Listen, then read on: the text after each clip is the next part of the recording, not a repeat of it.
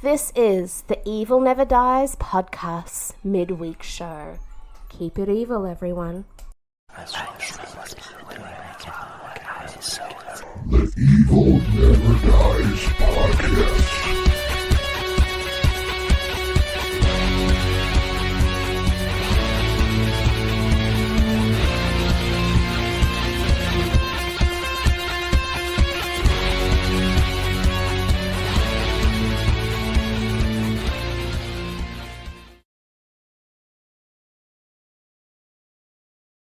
Welcome to the Evil Never Dies midweek episode. I'm your host this week, Carl Todd. Brett is on assignment.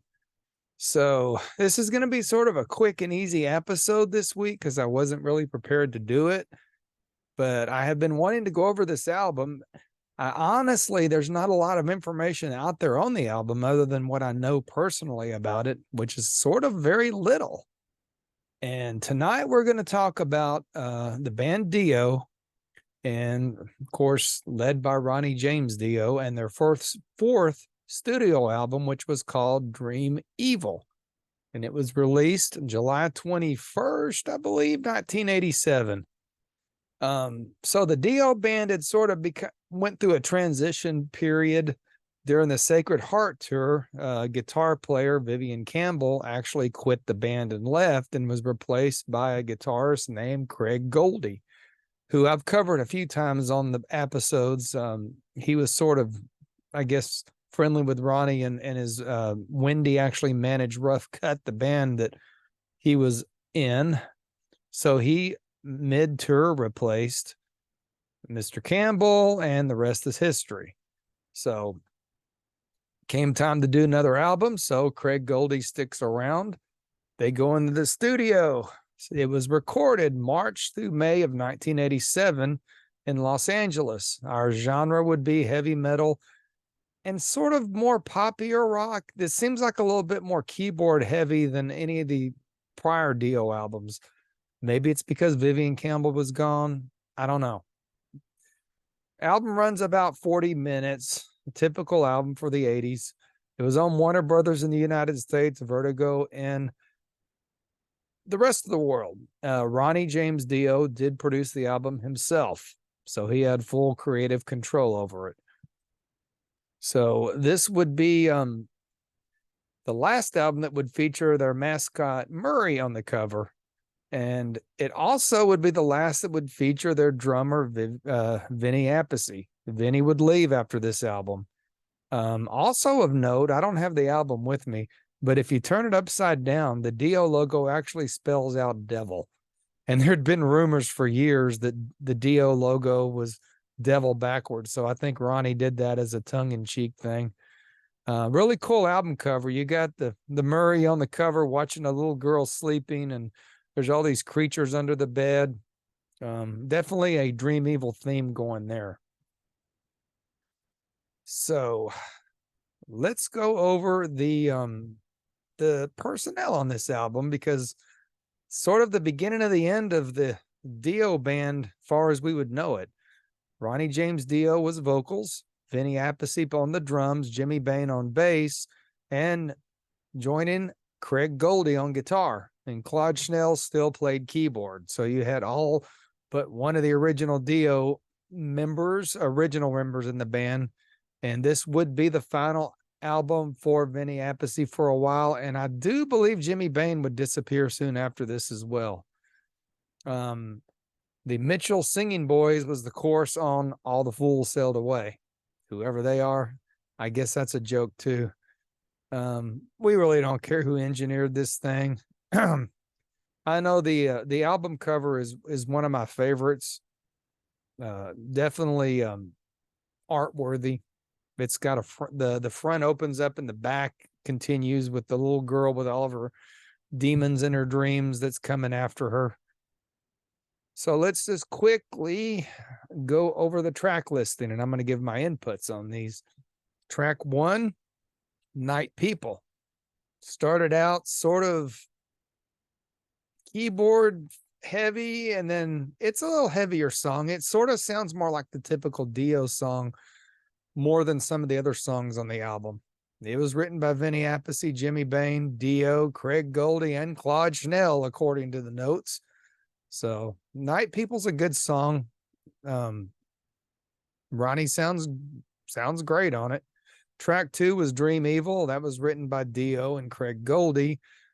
Dream Evil is more guitar heavy, I would guess, than some of the other songs on the album. I like the song. It clocks in about 4 minutes. Dream Evil, the title track, is definitely probably one of my favorite songs on this album.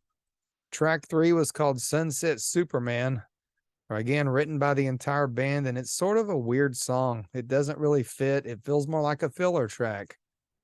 Track 4 was All the Fools Sailed Away. That song is almost 8 minutes long. It was written by Dio and Goldie, and it's probably one of the best Dio songs that he ever put out. It's sort of a balladish-y thing, but the lyrics are far from ballady. Sort of talks about the darkness and, you've been caught in the middle of the madness, hunted by the lion and the lamb. So it's a very long, drawn out lyrical song. They made a video for it, and the video's actually the song's cut. It's a shorter version, which ruined the song for me because there's actually a keyboard solo in the middle of All the Fools Sail Away. Wish I could explain the lyrics a little better, but sort of just one of those evil, dark songs that Ronnie was good at writing. Track 5 would be Naked in the Rain. Again, it's more of a keyboardy song, sort of a throwaway. Track 6 was Overlove, which I always thought it was Overlord, so I just learned something.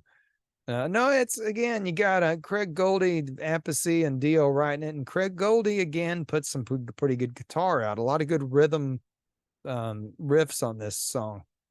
Track 7 is the best song on the album. It's I Could Have Been a Dreamer. Very Dio-y song.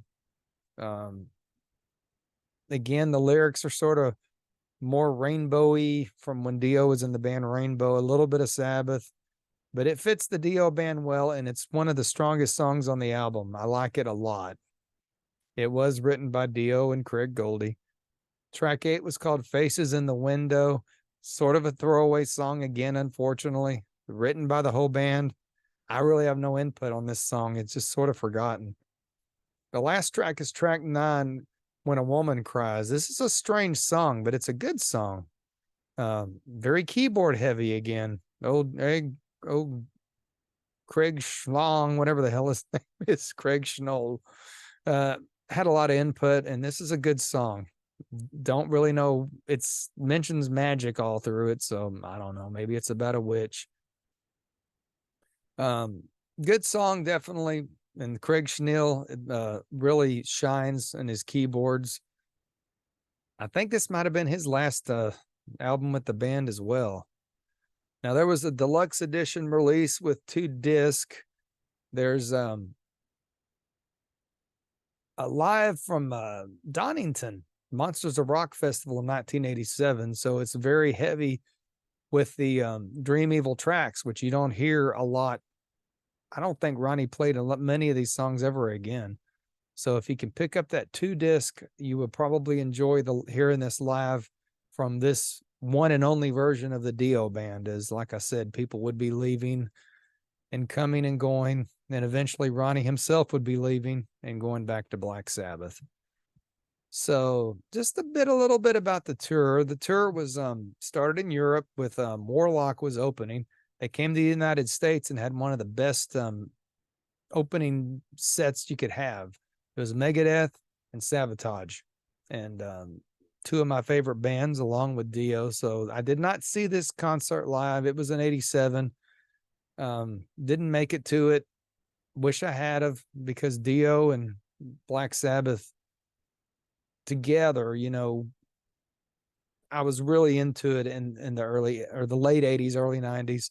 And I love Sabotage and I love Megadeth. So wish I would have made the show, but I did not. Need the time machine, I guess. So there were 2 singles from the album. Like I said, I Could Have Been a Dreamer was one, and All the Fools Sailed Away was the other. On the charts, It was 43 on the US Billboard charts. It debuted at number 8 in the United Kingdom. So it was a pretty good hit. I think it went gold. So in retrospective, I would probably give Dreamevil about a 3.5. There's a lot of fillers on the album, but there's a lot of good on the album as well. So I would say I give it a 3.5. I like the album, but I like the songs better. This is an instance of where the songs are stronger than the album. The band was strong. Kind of wish they would have stuck together, especially Craig Goldie. I like that guy a lot.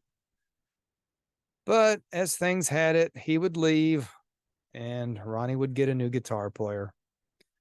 But we're going to cut it short this week. We'll be back Sunday with a full episode. So check out our social medias, like us on Facebook for the group. Give us some subscriptions on YouTube and a few likes as well. That helps us out. Apple Music, Brett's looking for some reviews there. So if you're on the audio side, give us some good reviews on Apple Music and we would appreciate it. That's all we got for this week. I'm Carl Todd and Stay Evil. We'll talk to you Sunday.